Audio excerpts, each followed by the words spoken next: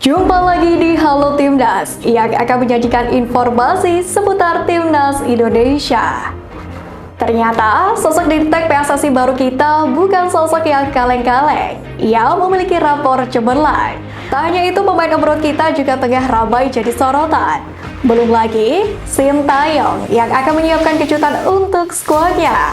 Tentunya masih akan ada banyak informasi menarik hari ini dan saksikan berita selengkapnya hanya di Halo Timnas.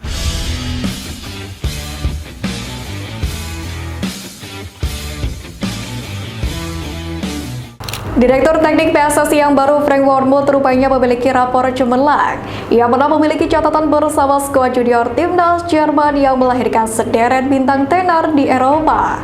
Selain itu, Wormoed juga pernah menjadi pelatih di beberapa klub Jerman dan Belanda, di mana pengalaman terakhir Wormoed sendiri sebagai pelatih adalah menangani dua klub Belanda, yakni FC Groningen dan Heracles Almelo. Sebelum merantau ke Belanda, Wormoed sendiri merupakan pelatih Timnas Jerman U20. Pria kelahiran 13 September 1960 itu cukup lama menangani tim junior Diamond Zagreb. Dilansir dari Transfermarkt, masa bakti Wormoed di Timnas Jerman U20 berlangsung pada 2010 hingga 2016. Dalam masa 6 tahun tersebut, Wormoed pernah memoles pemain-pemain yang kemudian menjadi bintang di Jerman serta beberapa negara lain. Di antaranya adalah Shkodran Mustafi, salah satu pemain yang turut menjadi bagian Jerman saat menjadi juara Piala Dunia 2014. Pemain lain yang turut ditempa Wormoed adalah Antonio Rudiger. Selain itu, juga terdapat Niklas Sule yang pernah memperkuat Bayern Munchen. Ketua Umum PSSI Erick Thohir resmi mengumumkan bahwa Frank Wormoed sebagai konsultan pelatih Timnas U17 pada Minggu 23 Juli kemarin. Frank dikontrak selama 4 bulan lamanya. Dengan begitu, Frank Wormoed nanti akan mendampingi Bima Sakti.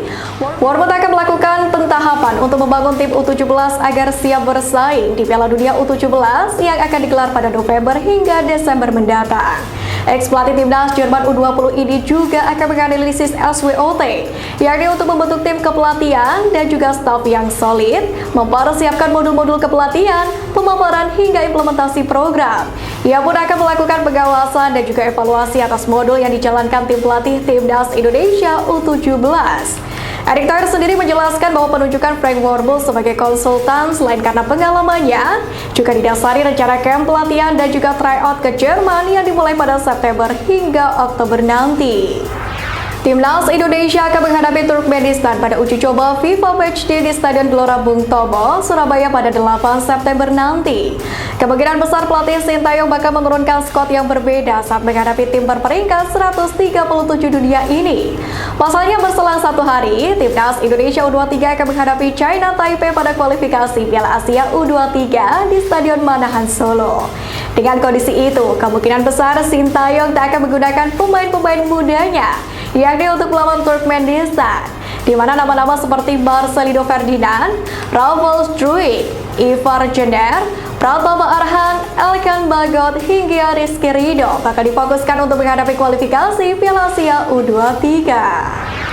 Coach Justin menyinggung mental pemain Timnas Indonesia yang dinilai masih kacau balau. Skuad Garuda menurut Coach Justin ditangani Sintayong tak bisa dalam sekejap memiliki mental bermain yang bagus. Karena dalam keterangannya, Coach Justin menyebut bahwa Sintayong bukanlah tukang sulap. Oleh sebab itu, Justinus Laksana menyarankan setiap pemain Timnas Indonesia agar memiliki kaca besar di rumahnya. Justin berharap dengan adanya cermin besar itu, maka setiap pemain Timnas bisa mengevaluasi diri dan nantinya bisa menunjukkan permainan terbaiknya di lapangan. Marcelino Ferdinand kembali mendapatkan kepercayaan dari pelatih Mark Kurcien dengan tampil sebagai starter. Ia pun membuktikan dengan tampil impresif di laga tersebut. Bahkan gelandang Timnas Indonesia ini sempat membuat lini pertahanan Winkelsport harus berjuang ekstra. Seperti pada menit ke-8, Marcelino nyaris membobol gawang Winkelsport. Namun sayang, tendangannya dari dalam kotak penalti masih dapat diblok oleh kiper lawan usai meneruskan umpan dari Steven Bergkamp. Berawal dari kombinasi tersebut, gol KMSK DZ pun tercipta, di mana kapten yang menerima umpan dari Marcelino sempat kehilangan bola. Tapi Marcel datang untuk kembali merebut bola dari kaki pemain belakang Winkelsport. Setelah itu, Marcelino mengirimkan umpan terobosan kepada Steven Bergkamp. Steven Bergkamp pun dengan tenang menceploskan bola ke gawang Winkelsport. KMSK DC pun unggul sementara 1-0 hingga babak pertama usai. Jordi Amat baru saja mengawal lini pertahanan Johor Darul Takzim atau JDT dalam partai final Piala FA Malaysia 2023. Tampil sejak menit awal, bek berusia 31 tahun itu berhasil membawa JDT menang atas Kuala Lumpur City FC, klub yang menaklukkan PSM Makassar di Piala AFC 2022. Bermain di Stadion Sultan Ibrahim Johor Sabtu malam, JDT menang dengan skor meyakinkan 2-0. Hasil ini pun memastikan JDT mempertahankan gelar Piala FA Malaysia selama 2 musim berturut-turut. Kemenangan JDT di Piala FA Malaysia sekaligus memperpanjang rekor tak terkalahkan mereka di semua kompetisi domestik musim ini. Bagi Jordi Amat sendiri, ini merupakan trofi keduanya bersama JDT sejak bergabung pada Juli tahun lalu. Mantan kiper timnas Indonesia Andri Tani Ardiasa melakukan skill atraksi di luar nalar saat Persija Jakarta melawan Persita Tangerang. Bahkan netizen menyebut aksinya itu melebihi hebatnya dari kiper Jerman Manuel. Hal ini terungkap dalam sebuah unggahan akun Twitter @Indosiar yang kemudian direpost oleh akun @Indosupporter. Dalam video berdurasi 16 detik, tampak kiper 31 tahun tersebut mengeluarkan skill tak biasa. Ia menggunakan tumit untuk mengamankan gawang dari tekanan penyerang Persita Tangerang. Menerima umpan dari rekan timnya, ia mengontrol bola dengan menggunakan dada. Kemudian usai kontrol berhasil, ia kemudian menggunakan tumitnya untuk menghalau bola agar tidak direbut oleh pemain Persita Tangerang. Indra Syafri mempersiapkan ajang-ajang jelang Asian Games 2023 mendatang.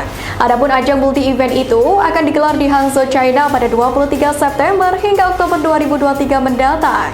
Meski demikian, dalam hal ini pelatih timnas Indonesia di Asian Games 2023 ini belum ingin memikirkan target tim asuhannya itu.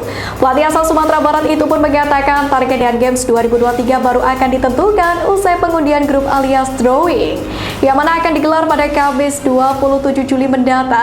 Dan Indra pun akan membeberkan target Asian Games pada pemusatan latihan perdana nanti, di mana rencananya TC jelang Asian Games ini akan digelar pada Agustus mendatang. Jelang Asian Games 2023, pelatih timnas Indonesia di Asian Games 2023, Indra Syafri, mencoba untuk mengontak para pemain yang berkarir di luar negeri, seperti Pratama Arhan, Marcelino Ferdinand, hingga Asnawi Mangkualam. Namun dirinya tak masalah jika para pemain abroad tersebut tak bisa bergabung ke skuad Garuda pada Asian Games nanti. Karena memang Asian Games sendiri bukanlah termasuk agenda FIFA, sehingga klub tidak wajib melepas pemain mereka di ajang tersebut. Namun Indra tetap akan dengan senang hati apabila para pemain abroad dilepas oleh klub mereka masing-masing. Terlebih sejumlah pemain abroad seperti Pratama Arhan dan Elkan Bagot belum mendapatkan menit bermain reguler di klub mereka.